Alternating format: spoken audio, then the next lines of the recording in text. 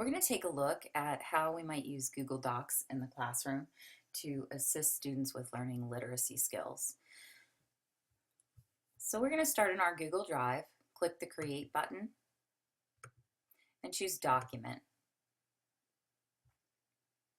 Now you'll notice when the document loads that it is titled Untitled Document, so we can just click up there to change it.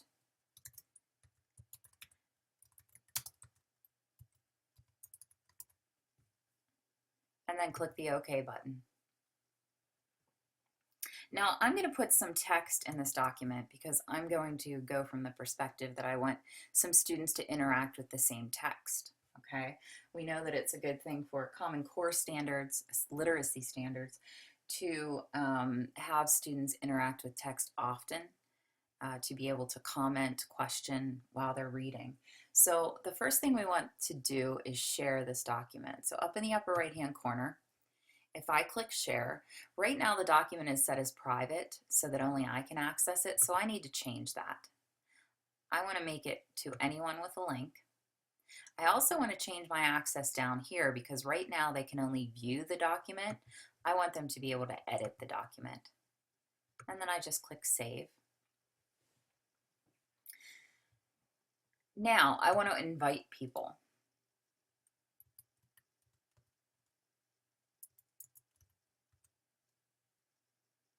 So I can just type in the email addresses of the people I want to invite.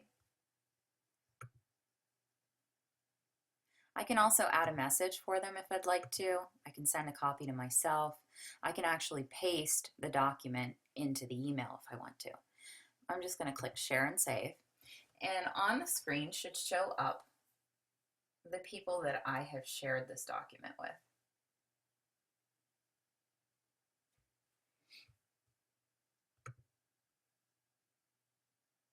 And there they are. I'm just going to click done.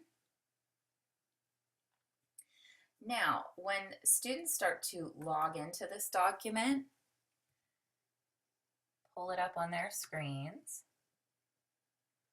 you should see in the upper right hand corner that they are in there with me, okay? So if you look up here, it's actually me, but that's okay. And we'll put one more in there and you'll see that pop up here too. Okay, so now we have 3 users of this document. So let's start to interact with the text. You'll notice that wherever anybody's located in here, they will show up on the screen.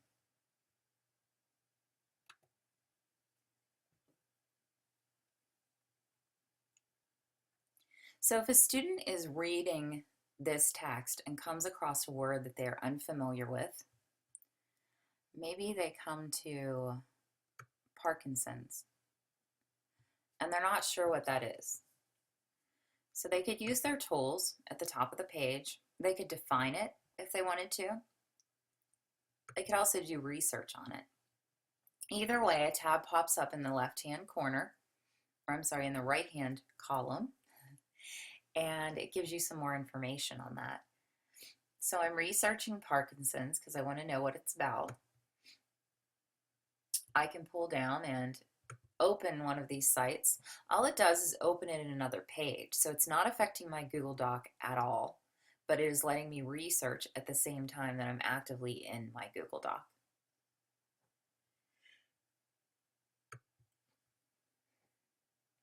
If I then decided that I wanted to use some of the information on this new page about the National Parkinson's Foundation, I can go back to my research tab and I can show that. So I could insert a link. You'll notice that Parkinson's now becomes blue and underlined, and it is an active link. So if another user comes in and clicks on that link, what they're going to see is the website below it that they can link out to. The other thing my student can do is cite the source. You'll notice that a 1 pops up in the corner, and then you go down to the bottom of the page and there is a footnote. So it automatically cites the source in MLA style. I can change that style if I want in the research tab by using the pull down menu. And I also have the options of APA or Chicago style. I think most students are required to use MLA, but just in case. So maybe somebody in one of my other users comes in and makes a comment on a piece of text.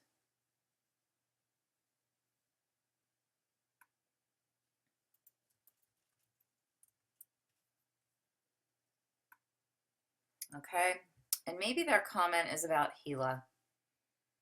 They don't know what Gila is, so they put Gila in a question mark. So you can comment in documents and comment back and forth to one another. So that student made the comment Gila. I can click on that comment and say that I think Gila means Henrietta Lacks.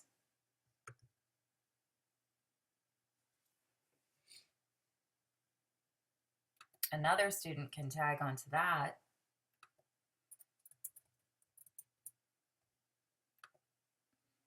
and you'll see that you have this string of comments, and the unique thing about it is that it's connected to that piece of text that you highlighted. The other thing I can do in a Google Doc is chat. So up in the upper right hand corner, if I hover over it, you see show chat. I can click on there and I can chat in the document at the same time that I'm doing commenting and anything else. So maybe I want to ask, because I'm working in a group,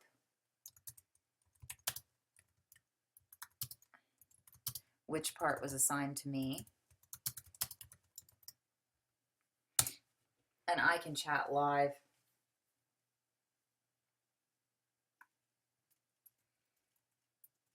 When I'm in this document. So you can see that feature here as well.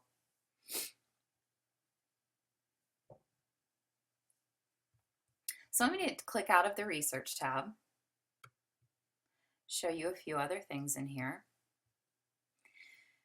Here's another tool that becomes very useful, especially if you have a foreign exchange student or an ELL student in your classroom. You can hit Translate Document, and it automatically titles it Translated Copy of whatever you had it titled in the first place, and then you can choose the language that you want to translate it into. So maybe I want to translate it to Spanish. I click the Translate button. Notice it opens another document, so it has not affected my original document, and within seconds I have a translated version so that that student can read the document in their native language, interact with it that way, and maybe be better off understanding the document. So I'm going to click back to my original,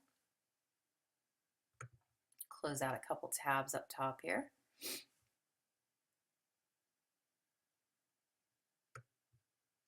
Another thing I can do with my document is make a copy of it. So if I have students working in groups, often what I'll do is I'll make a copy, and at the end I'll tag the copy with the group number.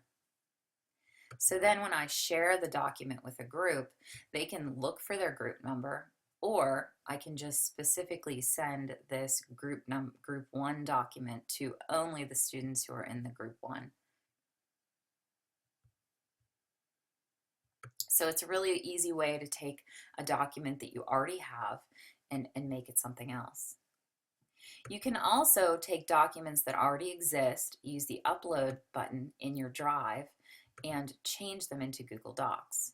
So if I have documents that are Microsoft Word or PowerPoint or an Excel spreadsheet, I can automatically change those into Google Docs very easily. I can also then, if I'm done with a document, decide to export it that way by hitting the Download As button, and it gives me different options.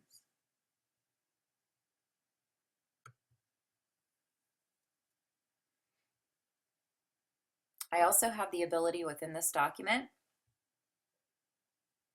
to send it to a different folder. So I can hit Move to Folder in the top, and I can decide where I want it to be located within my Google Drive.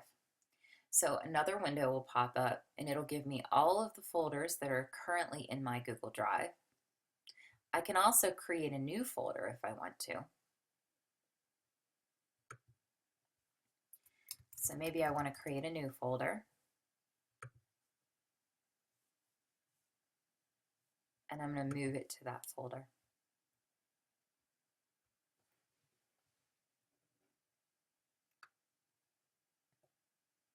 So notice that when a student is working here, you see what they're doing live time.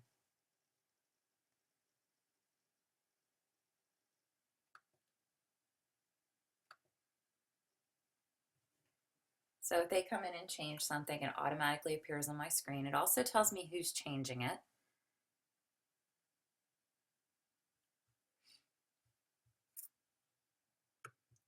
Maybe I decide that I would like a picture of Henrietta in here.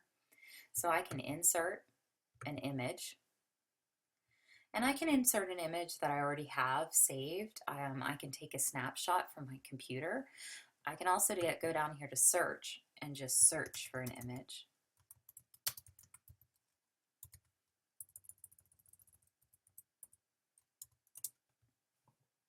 So searching for an image of Henrietta Lacks, and that's who this piece of text is about.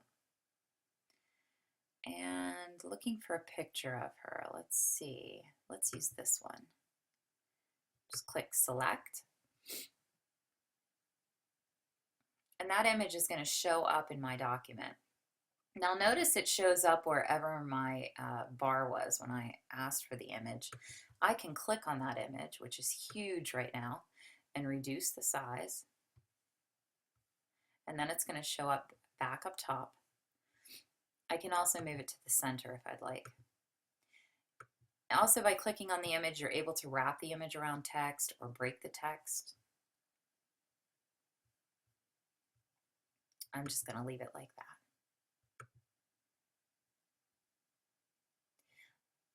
Google Docs also allows you to do the regular things that Word would allow you to do, like insert tables, insert equations, drawings, footnotes, headers, footers. So it has a lot of the same functionality in it.